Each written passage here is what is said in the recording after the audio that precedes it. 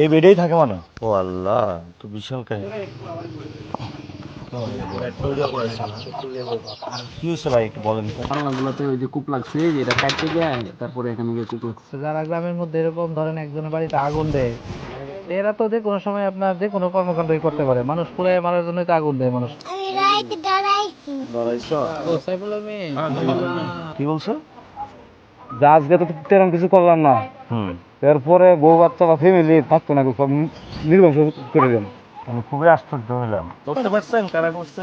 নাহিদও আসতে চাইছিল, তো আমি তো আগে চলে আসছি। চললাম। আমি আসছি, সমস্যা না, আমরা আসছি। নিরাপত্তাটা মূল।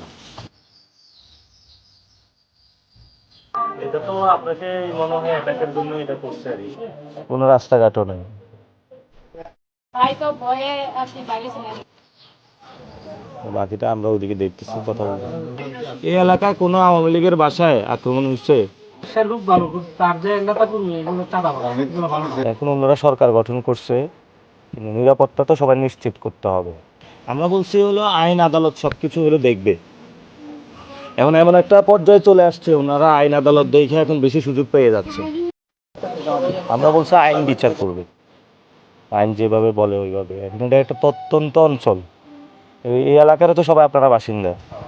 এই এলাকায় আপনারা যদি কেউ অসুস্থ হয়, আপনি যদি এই মানে ইয়াটা রুগীটা লইয়া কোনো দিকে যাবেন, এই ব্যবস্থা নেন।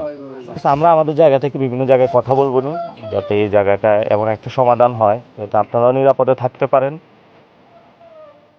আমরা আপনাদের সন্তানের মতন দোয়া করবেন আমাদের জন্য।